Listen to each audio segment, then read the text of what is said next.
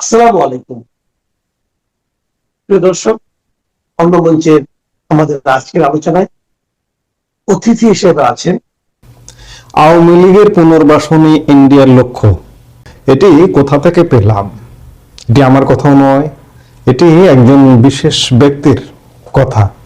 ঠিক হুবহু এইভাবেই বলেননি, তিনি বলেছেন যে ফ্যাসিস্টের বিচার নয়, রাজনৈতিক পুনর্বাসনই ইন্ডিয়ার লক্ষ্য। এই তিনিটা হচ্ছেন বাংলাদেশের সাবেক সেনাপ্রধান জেনারেল ইকবাল করিম ভূঁইয়া, যিনি 2012 জুন থেকে 2015 জুন পর্যন্ত বাংলাদেশের সেনাপ্রধান ছিলেন এবং তার আমলে বাংলাদেশে একটি বিতর্কিত নির্বাচন 2014 সালের 5ই জানুয়ারি একতরফা নির্বাচন, যে নির্বাচনে 154 জন বিনা প্রতিদ্বন্দ্বিতায় নির্বাচিত হয়েছিল। আজকে ইকবাল করিম ভূঁইয়া এমন কথা বলছেন, বলা যায় আওয়ামী লীগের বিরুদ্ধে তার যত অবস্থান তিনি নেমে পড়েছেন। পৃথিবীর কোন সভ্য দেশে আমলা, সেটি সামরিক আমলা হোক বা বেসামরিক আমলা হোক, রাজনীতি নিয়ে বা কোনো দলের পক্ষে বিপক্ষে সেটি অবসরপ্রাপ্ত হোক আর কর্মরত হোক, কর্মরত তো প্রশ্নই আসে না, অসভ্য দেশেও হয় না, কিন্তু সভ্য দেশেও আপনি ইন্ডিয়ার কোন সামরিক কর্মকর্তা, অবসরপ্রাপ্ত সামরিক কর্মকর্তা খুঁজে পাবেন যে রাজনীতি নিয়ে এত কথা বলে? কিন্তু বাংলাদেশে সেটি সম্ভব, সব সম্ভবের দেশ এটি। যার কারণে ইকবাল করিম ভূঁইয়ারাও বলে যান নানান কথা। আজকে এই যে আওয়ামী লীগের ফ্যাসিস্ট হয়ে ওঠার পেছনে যদি একজন অন্যতম গুরুত্বপূর্ণ ভূমিকা পালনকারী বলতে গেলে বলা যায় যে ইকবাল করিম ভূঁইয়া। 2014 সালে যখন নির্বাচনটা হয়ে গিয়েছিল, তখন তিনি নির্বাচনে ফুল স্টপ টানেননি কেন? তিনি সামরিক অভ্যুত্থান করেননি কেন? সামরিক অভ্যুত্থান এটি একটা অবৈধ কর্ম, এটিকে সমর্থন করা যায় না। কিন্তু আজকে ইকবাল করিম ভূঁইয়া যেভাবে বলছেন, তাতে তিনি যে ভূমিকা পালন করতে পারেননি, জেনারেল ওয়াকারুজ্জামান শেখ হাসিনার আত্মীয় হয়েও বিদ্রোহ ঘোষণা করেছেন, সেই সরকারের বিপক্ষে অবস্থান নিয়েছেন। এখনকার দিনে অভ্যুত্থানের চেহারা তো পাল্টে গেছে। বিশেষ করে আমরা গত কয়েক দশক যাবৎ সরাসরি সেনা হস্তক্ষেপ বা সেনা শাসনের পরিবর্তে বাংলাদেশের প্রেক্ষাপটে কিন্তু সেনা অভ্যুত্থানটা ভিন্ন চিত্র। এরশাদ জামানার পর থেকে যদি বলেন, এরশাদ জামানা ছিল সর্বশেষ উর্দি পরা শাসন।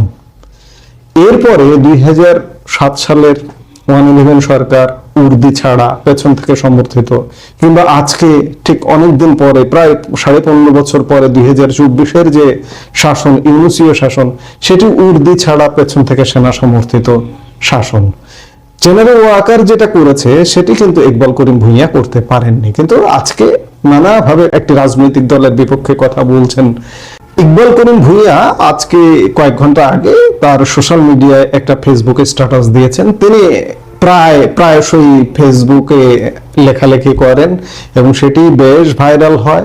একটু স্ট্যাটাসটা একটু পড়ে নেই, দেখে নেই, তারপরে আবার দু একটা কথা বলে আমরা আলাপটা শেষ করব। তিনি তার স্ট্যাটাসের শিরোনাম লিখেছেন, ফ্যাসিস্টদের সহযোগিতা থেকে কূটনৈতিক সংঘাত, ইন্ডিয়ার নীতি সংকট। তিনি বিস্তারিত লেখায় লিখেছেন, গত শুক্রবার 23শে জানুয়ারি দিল্লির ফরেন করেসপন্ডেন্টস ক্লাব আয়োজিত এক সংবাদ সম্মেলনে শেখ হাসিনার অডিও বক্তব্য প্রচার করা হয়। ইন্ডিয়ান সরকারের প্রত্যক্ষ মদদে সেখানে বাংলাদেশের স্বাধীনতা, সার্বভৌমত্ব ও গণতন্ত্র বিরোধী উস্কানিমূলক বক্তব্য দেওয়া হয়েছে। এই ঘটনা প্রমাণ করে শেখ হাসিনাকে আশ্রয় দিয়ে ইন্ডিয়া বাংলাদেশের নিরাপত্তা বিঘ্নিত করছে, যা আমাদের সার্বভৌমত্বের বিজেপি সরকারের নগ্ন হস্তক্ষেপ। এর ফলে দুই দেশের মধ্যে উত্তেজনা বাড়বে এবং ইতিমধ্যেই অবনতিশীল সম্পর্কটি আরো ক্ষতিগ্রস্ত হবে, যা কারোর জন্যই মঙ্গলজনক নয়। উল্লেখ্য, ইন্ডিয়া 15 বছর ধরে ফ্যাসিস্ট দুঃশাসনের সহযোগী ছিল এবং শেখ হাসিনার প্রতি এখনো রাষ্ট্রীয় সমর্থন অব্যাহত রেখেছে। এই অন্যায় আচরণের বিরুদ্ধে বাংলাদেশের জনগণ রুখে দাঁড়াতে বাধ্য হবে।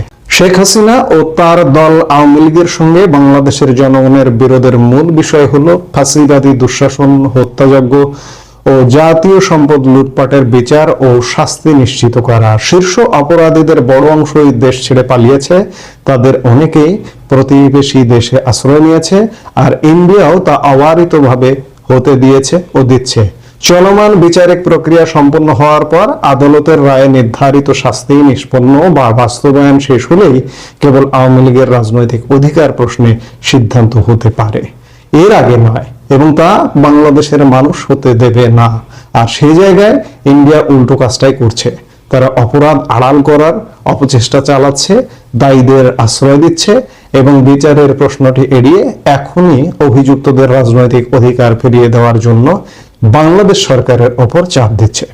৬৬ বছর আগে দালাই লামাকে আশ্রয় দিয়ে গণচীনের সঙ্গে বিরোধে জড়িয়ে ইন্ডিয়া আজও যে মূল্য দিচ্ছে তা থেকে তারা কোনো শিক্ষা নিয়েছে বলে মনে হয় না। শেখ হাসিনাকে আশ্রয় প্রশ্রয় দেওয়ার পরিণতিও দেশটিকে আরো বড় মূল্য দিতে বাধ্য করবে বলে আশঙ্কা করছি। যাই হোক, ইকবাল করিম ভূঁইয়ার এই স্ট্যাটাস আমি শুরুতেই বলেছি যে এটা বাংলাদেশ, এখানে সব সম্ভব। এখানে সামরিক, এমনকি কর্মরত সামরিক কর্মকর্তা বা বেসামরিক কর্মকর্তাও যদি এই ধরনের ফেসবুক স্ট্যাটাস দেয় সরকারের পক্ষে, সেই সরকারের পক্ষে থাকতে হবে, তাহলেও এখানে বৈধ। ইকবাল করিম ভূঁইয়ারা তাই করে যাচ্ছেন। আজকে আমি শুরুতেই প্রশ্ন তুললাম যে ইকবাল করিম ভূঁইয়া আজকে প্রশ্ন তুলছেন, কিন্তু 2014 সালে কেন ফুল স্টপ টানেননি? যেহেতু এই ধরনেরই দেশ, এখানে সেনাবাহিনী ক্ষমতায় হস্তক্ষেপ করতে পারে। আজ থেকে 20 বছর পরে, 50 বছর পরেও হয়তো এটাই হবে, কারণ এই মাটিটা এমন, এভাবেই গড়ে উঠেছে। পাকিস্তানের দিকে দেখুন, পাকিস্তানের জন্ম থেকে পাকিস্তান জ্বলছে, আজকে বাংলাদেশও জ্বলছে। বাংলাদেশের জ্বলনি মনে হয়েছিল যে মাঝখানে বন্ধ হয়ে গেছে। 15.5 বছর যখন একটা রাজনৈতিক সরকার ছিল কিংবা কোনো হস্তক্ষেপ হয়নি, তখন মনে হলো যে না, বাংলাদেশ হয়তো রাজনীতি বাংলাদেশকে চালাবে, কিন্তু সেনাবাহিনী যে আবার চালাতে এলো সেটা 24-এ আর একবার প্রমাণ হলো। যাই হোক, ইকবাল করিম ভূঁইয়া আসলে ঠিকই ধরেছেন, কারণ আওয়ামী লীগের বিচার বা ফ্যাসিস্টদের বিচার নয়, রাজনৈতিক পুনর্বাসনই ইন্ডিয়ার লক্ষ্য। কারণ ইন্ডিয়ার তো কারোর সাথে হতে হবে।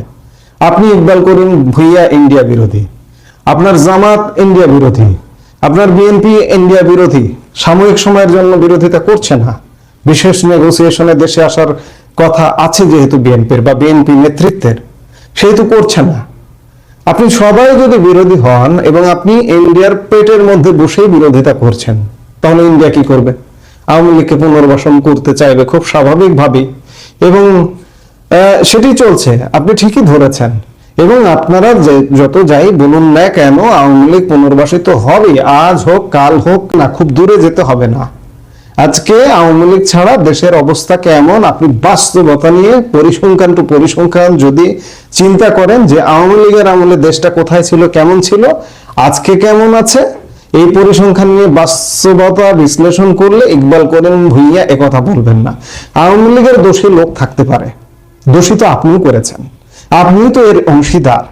এভাবে যদি চলে, সেনা কর্মকর্তাদের বিচার হচ্ছে কিন্তু ট্রাইব্যুনালে।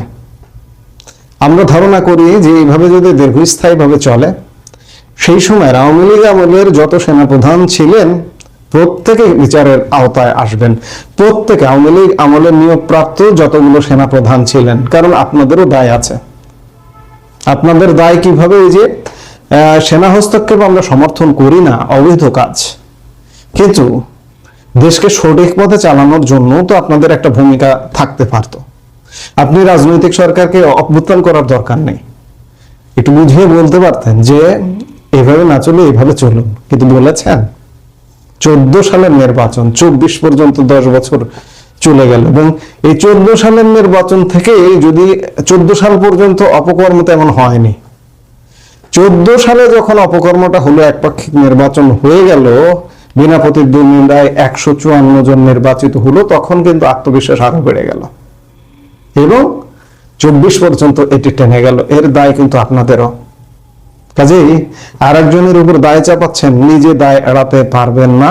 এবং সার্বিক বিচারে ইন্ডিয়া আওয়ামী লীগকে, আপনাদের কথিত ফ্যাসিস্টকে পুনর্বাসন করবারই চেষ্টা করছে। এটা হয়তো ঠেকানো যাবে না, কারণ আমি এর আগেও বিভিন্ন কন্টেন্টে বলেছি, ইন্ডিয়ার সরকার, ইন্ডিয়ার প্রত্যেকটি রাজনৈতিক দল, ইন্ডিয়ার প্রত্যেকটি জনগণ কেউ কিন্তু আপনাদের সমর্থন করে না, আওয়ামী লীগকে সমর্থন করে। কাজে আওয়ামী লীগ পুনর্বাসিত হবে, এটি হচ্ছে দিনের আলোর মতো সত্য। আপনারা যে কথাই বলুন না কেন হয়তো আওয়ামী লীগকে থামিয়ে রাখতে পারবেন না। আজকে আওয়ামী লীগকে এত দোষ দিচ্ছেন, দোষারোপ করছেন, আপনারা কি বিএনপিকে কি ধোয়ার তুলসী পাতা মানেন? বিএনপির অপকর্ম নেই? বিএনপি শাসন আমলের 1-6 জামাতের অপকর্ম নেই? জামাতের এই বাংলাদেশের জন্ম থেকেই তো অপকর্ম, যুদ্ধাপরাধী দেওয়া একটি জামাত। সবকিছুকে ধোয়া তুলসী পাতা বলে আওয়ামী লীগকে সব দায় দিচ্ছেন, দোষ দিচ্ছেন। বারবার বলছি যে আওয়ামী লীগের কিছু লোক দোষী দায়ী থাকতে পারে, তারা বাদ থাকুক, তারা বিচারের আওতায় আসুক, আমরা সাধারণ জনগণ মনে করি। কিন্তু পুরো একটা দল আওয়ামী লীগ নিষিদ্ধ, তাতে তুষ ছেটাচ্ছেন, উল্টো বলছেন যে রাজনৈতিক পুনর্বাসনে ইন্ডিয়ার লোকেরা, ইন্ডিয়া রাজনৈতিক পুনর্বাসন করবে। আপাতত মনে হচ্ছে ছাত্র শিবিরের আলোচিত সংখ্যালঘু নেতা সর্বমিত্র চাকমার ডাকসু থেকে পদত্যাগের যে ঘোষণা, সেই ঘোষণা নিয়ে যে আলোড়ন, সে আলোড়নে ডাকসুকে মাদকের আড্ডাখানা বা বেশ্যাখানা বলার এই জামায়াত নেতার বিরুদ্ধে যে অভিযোগ, তা একরকম ধামাচাপা পড়ে যাচ্ছে। সর্বমিত্র চাকমার মতো ব্যক্তিকে ছাত্র শিবিরের প্যানেল ভুক্ত করা একরকমের সার্থক হয়েছে। তিনি লাঠি হাতে যা যা করেছেন তাকে একরকমের ব্যক্তি অপরাধ হিসেবে দেখবার চেষ্টা হচ্ছে বাংলাদেশের সংবাদ মাধ্যমে।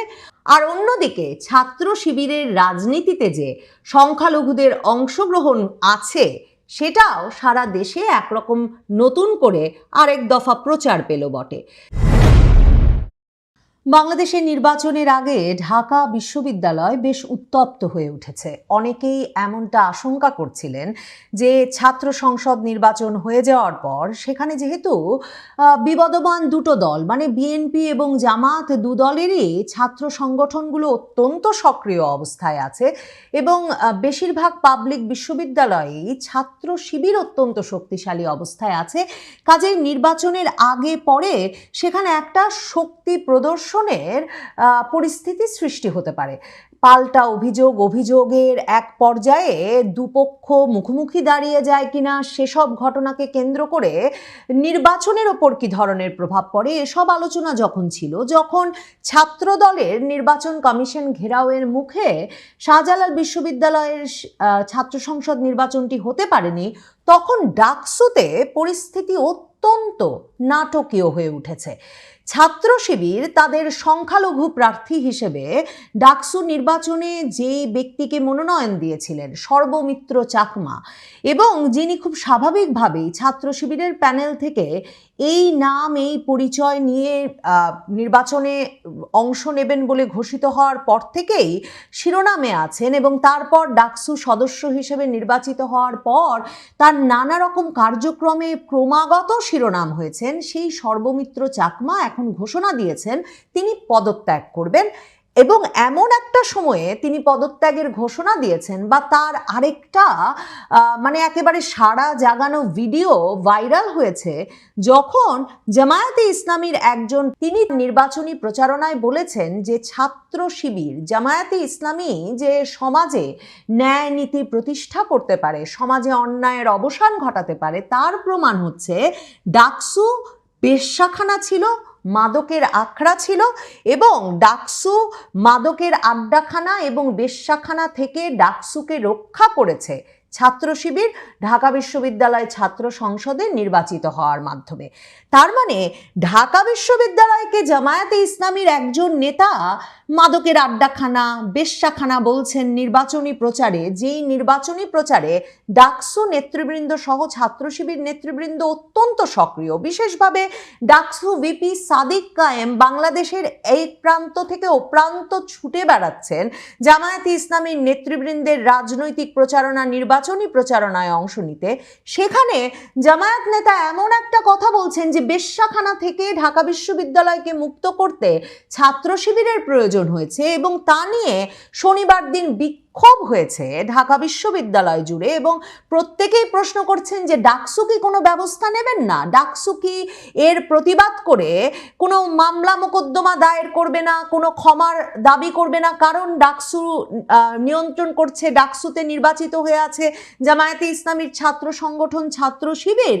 তখন সেই ঘটনাকে ধামা চাপা দিয়ে, সেই ঘটনাকে ছাপিয়ে সর্বমিত্র চাকমা আবারও লাঠি হাতে বেরিয়ে পড়েছেন। তিনি ঢাকা বিশ্ববিদ্যালয় খেলার মাঠে লাঠি হাতে কয়েকজন কিশোরকে কান ধরে উঠবস করাচ্ছেন। সে ভিডিও ভাইরাল হয়ে পড়ে এবং রোববার দিন এসে ওই বেশ্যাখানা বিতর্কের অবসান ঘটে এবং সকল মনোযোগ, সকল শিরোনাম গিয়ে ঠেকে এই খবরে যে সর্বমিত্র চাকমা বলেছেন তার কাছে সবচেয়ে গুরুত্বপূর্ণ সবসময় ঢাকা বিশ্ববিদ্যালয়ের নিরাপত্তা, কিন্তু এত যদি সমালোচনাই হয় তাহলে তিনি বরং পদত্যাগ করবেন। কাজেই ঢাকা বিশ্ববিদ্যালয় ছাত্র সংসদে শিবির মনোনীত সংখ্যালঘু প্রার্থী সর্বমিত্র চাকমা পদত্যাগ করছেন, সে খবরটাই এখন শিরোনাম হয়েছে। সর্বমিত্র কি এই প্রথম লাঠি হাতে বেরোলেন? সর্বমিত্র তার নামে এবং এই নাম পরিচয় নিয়ে যে দল তিনি চুজ করেছিলেন, পছন্দ করে নিয়েছিলেন, তার কারণে প্রথম সারা জাতির দৃষ্টি আকর্ষণ করলেও তিনি হচ্ছেন সেই ব্যক্তি যিনি ডাকসুতে আরেকজন নির্বাচিত প্রতিনিধি, ডাকসুর সমাজ কল্যাণ সম্পাদক এবি জুবায়ের, যিনি কিনা জুলাই আগস্ট আন্দোলনের একজন সমন্বয়কারীও ছিলেন, এ দুজনই কিন্তু লাঠি হাতে ঢাকা বিশ্ববিদ্যালয়ের আইন শৃঙ্খলা রক্ষা করছেন, ঢাকা বিশ্ববিদ্যালয়কে অবৈধ দখলদারদের হাত থেকে মুক্ত করছেন, নানা রকম পাপ অন্যায় এসব থেকে রক্ষা করছেন। এই চরিত্রে তারা অবতীর্ণ হয়েছেন গত বছর থেকেই। কাজেই জামায়াত নেতা যে বলেছেন যে মাদকের আড্ডাখানা বেশ্যাখানা তারা সরিয়েছেন, সেই দায়িত্ব কিন্তু এবি জুবায়ের আর সর্বমিত্র পালন করছিলেন। গত নভেম্বরে এইরকম ভিডিও ছবি একের পর এক ভাইরাল হয় যে লাঠি হাতে বিভিন্ন জায়গায় তারা বৃদ্ধ হকারকে ওঠাচ্ছেন কিংবা অন্য কোনো হকারকে ওঠাচ্ছেন, কাঠের টুকরা দিয়ে এভাবে পেটাচ্ছেন ভবঘুরে মানুষকে, যে সেই ব্যবসায়ী হকার বা কোনো দোকানি, ভ্রাম্যমান দোকানি কিংবা হকার, তাদের অনেক ক্ষেত্রে রক্তপাত হচ্ছে। অনেক ক্ষেত্রে সর্বমিত্র চাকমার এমন ভিডিও ভাইরাল হয়েছে যে তিনি একজন বৃদ্ধ হকারের পাশে তার জিনিসপত্রে বাড়ি দিয়ে দিয়ে বলছেন যে এরকম বাড়ি যদি তোমার গায়ে এখন দেই তাহলে কি হবে। মানে এসব কিন্তু আলোচনায় ছিল এবং তখন এক দফা সমালোচনা হয়েছে। মজার ব্যাপার হচ্ছে সর্বমিত্র চাকমার নামের কারণেই এমন একজন ব্যক্তি যে তিনি ছাত্র শিবির নেতা বটে, তিনি যখন লাঠি হাতে ঢাকা বিশ্ববিদ্যালয়ে চারদিকে মাদক চলছে, বিভিন্ন অপকর্ম চলছে, কাজেই তাকে আর এবি জুবায়েরকে লাঠি হাতে সেগুলো দমনে বের হতে হবে বলে তারা যখন নানাজনকে অপসারণ করছিলেন ঢাকা বিশ্ববিদ্যালয় ক্যাম্পাস থেকে, তখন ডাকসু ভিপি সাদিক কায়েম, জিএস ফারহাদ এরা তাকে সমর্থন জানালেও লোকের মাথায় সর্বমিত্র চাকমা একাই 100 হয়ে উঠেছেন। এবি জুবায়েরও কিন্তু তার চেয়েও অনেক বেশি রক্তারক্তি কাণ্ডের ভিডিও প্রকাশ করেও এতটা খ্যাতি পান নাই। এমনকি এবি জুবায়ের শিক্ষকদের ধাওয়া দিয়েছেন, ফ্যাসিবাদের দোসর শিক্ষকদেরকে প্রায় জাপটে ধরে মারমুখী হয়ে উঠেছিলেন, এমন ভিডিও ভাইরাল হয়েছে। তবে সর্বমিত্র চাকমার মতো নাম ডাক কেউ করতে পারেনি। আর অন্যদিকে শিবির নেতাদের সুবিধা হয়েছে যে নামের কারণে সর্বমিত্র চাকমার যেসব এসব কাণ্ডকীর্তি সেটা তার দিকেই ফোকাস করে। কখনোই ঠিক শিবির এ ধরনের একটা ভয়ের রাজত্ব কিংবা এমন একটা শাসন ব্যবস্থা ঢাকা বিশ্ববিদ্যালয়ে কায়েম করতে যাচ্ছে সে আলাপটি কখনো কেন্দ্রে আসেনি। সর্বমিত্র চাকমার এবারের ভাইরাল ভিডিওটিতে তাকে দেখা যায় যে ঢাকা বিশ্ববিদ্যালয়ের কেন্দ্রীয় খেলার মাঠে বেশ কয়েকজন কিশোর ও তরুণকে তিনি কান ধরে উঠবস করাচ্ছেন এবং এ সময় তার হাতে বরাবরের মতো একটা লাঠি আছে এবং তাতে দেখা যাচ্ছে বিশ্ববিদ্যালয়ের কেন্দ্রীয় মাঠের দক্ষিণ পূর্ব কোণায় ওই 30 জন কিশোর তরুণ যে দাঁড়িয়ে সারিবদ্ধভাবে কান ধরে উঠবস করছেন, সেই ঘটনাটি 6ই জানুয়ারির এবং সেই ঘটনাটির ভিডিও ভাইরাল হওয়ার পরে সর্বমিত্র চাকমা লিখেছেন এমন অনেক ঘটনা আছে অহরহ, প্রশাসনের কাছে আবেদন করলেও দেয়াল সংস্কারের ফাইল ফিরে আসে, বলা হয় বাজেট নাই, এদিকে প্রতিদিন আমাদের শিক্ষার্থীরা মোবাইল হারায়, মানিব্যাগ হারায়, সাইকেল হারায়, বারবার মানা করার পরেও এরা আসে স্টাফদের ওপর ঢিল ছুঁড়ে পালায়। কাজেই শিক্ষার্থীদের জন্য এর চাইতে করার আর কি আছে। তিনি বলেছেন যে শিক্ষার্থীদের নিরাপত্তা নিশ্চিত করার জন্য তাকেও তো কিছু করতে হয়, তাই না? কিন্তু ইন্টারেস্টিং ব্যাপার, 6ই জানুয়ারির এমন এক ভিডিও, সেটা প্রকাশ হলো একেবারে সেই দিন যেদিন বাংলাদেশ জুড়ে সংবাদপত্রগুলো সাহস করে বিভিন্ন কোনায় কোনায় ওইটুকু শিরোনাম অন্তত করেছিল যে জামায়াতের এক বলে বসেছেন যে ডাকসু নাকি বেশ্যাখানা, এবং ঢাকা বিশ্ববিদ্যালয় কর্তৃপক্ষ জামায়াত নেতার বক্তব্যের নিন্দা করেন এবং ঢাকা বিশ্ববিদ্যালয়ের নিয়ে কেন্দ্রীয় ছাত্র সংসদ নিয়ে বগুড়ার জামাত নেতা মোহাম্মদ শামীম আহসানের ওই বক্তব্যের প্রতিবাদে ঢাকা বিশ্ববিদ্যালয়ের একদল শিক্ষার্থী প্রতিবাদ সমাবেশও করেন রাজুক ভাস্কর্যের সামনে, এবং কুশপুত্তলিকা দাহ হয় বলেও কোনো পত্রিকা লিখছে।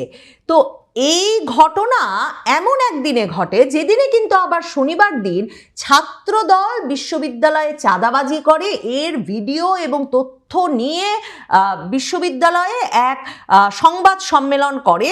তারা মধুর ক্যান্টিনে এক সংবাদ সম্মেলনে ডাকসু নেতারা প্রজেক্টরের মাধ্যমে ছাত্রদলের কিছু নেতার বিরুদ্ধে চাঁদাবাজির অভিযোগ সংক্রান্ত বিভিন্ন তথ্য ও ভিডিও উপস্থাপন করেন। তো ছাত্রদলের নেতারা এর পাল্টা হিসেবে তারা আবার বিশ্ববিদ্যালয় প্রক্টর অফিসে লিখিত অভিযোগ জমা দেন, এবং সেই অভিযোগে আবার ছাত্রদল বলছে যে ডাকসু নেতা সর্বমিত্র চাকমার বিরুদ্ধে তারা একটা সিন্ডিকেট তৈরির অভিযোগ তুলেছেন। মানে যেই ডাকসু নেতা সর্বমিত্র চাকমা লাঠি হাতে ছাত্র শিবিরের প্রশাসন ঢাকা বিশ্ববিদ্যালয়ে বলবৎ করবার জন্যে সারা বিশ্ববিদ্যালয়ের দোকানপাট বহিরাগতদের উচ্ছেদ করেছেন গত কয়েক মাস, তিনি নাকি আবার একটা নতুন চাঁদাবাজির সিন্ডিকেট গড়ে তুলেছেন। ছাত্রদলের কাছে সে প্রমাণ আছে, ছাত্রদল সে প্রমাণ আবার বিশ্ববিদ্যালয় প্রশাসনকে তুলে দিলে সেখানে তখন বিশ্ববিদ্যালয় প্রশাসন একটা তদন্ত কমিটি গঠন করতে বাধ্য হয়েছে। আপাতত মনে হচ্ছে ছাত্র শিবিরের আলোচিত সংখ্যালঘু নেতা সর্বমিত্র চাকমার ডাকসু থেকে পদত্যাগের যে ঘোষণা, সেই ঘোষণা নিয়ে যে আলোড়ন, সে আলোড়নে ডাকসুকে মাদকের আড্ডাখানা বা বেশ্যাখানা বলার এই জামায়াত নেতার বিরুদ্ধে যে অভিযোগ, তা একরকম ধামাচাপা পড়ে যাচ্ছে। সর্বমিত্র চাকমার মতো ব্যক্তিকে ছাত্র শিবিরের প্যানেল ভুক্ত করা একরকমের সার্থক হয়েছে। তিনি লাঠি হাতে যা যা করেছেন তাকে একরকমের ব্যক্তি অপরাধ হিসেবে দেখবার চেষ্টা হচ্ছে বাংলাদেশের সংবাদ মাধ্যমে। আর অন্যদিকে ছাত্র শিবিরের রাজনীতিতে যে সংখ্যালঘুদের অংশগ্রহণ আছে, সেটাও সারা দেশে একরকম নতুন করে আরেক দফা প্রচার পেল বটে। জামায়াতে ইসলামী কৃষ্ণ নন্দী নামে এক হিন্দু ভদ্রলোককে এবার মনোনয়ন দিয়েছেন, সেটা এমনকি রয়টার্স, আল জাজিরা যখনই জামায়াতে ইসলামী সম্পর্কে কোনো প্রতিবেদন ছাপছে তখনই উল্লেখ করছে এবং বলছে দলটি ক্রমেই একটা মধ্যপন্থী ইসলামী দলে পরিণত হচ্ছে। ছাত্র শিবির তার এই পরিচয়টি তুলে ধরতেই রাকসু, চাকসু সহ বেশিরভাগ পাবলিক বিশ্ববিদ্যালয়েই তাদের প্যানেলে সংখ্যালঘুদের অংশগ্রহণ রেখেছে। সর্বমিত্র চাকমার শেষটা ভালো হলো না। অন্য সংখ্যালঘুদের অভিজ্ঞতা কি হয় সেটা দেখবার জন্য অপেক্ষা করতে হবে।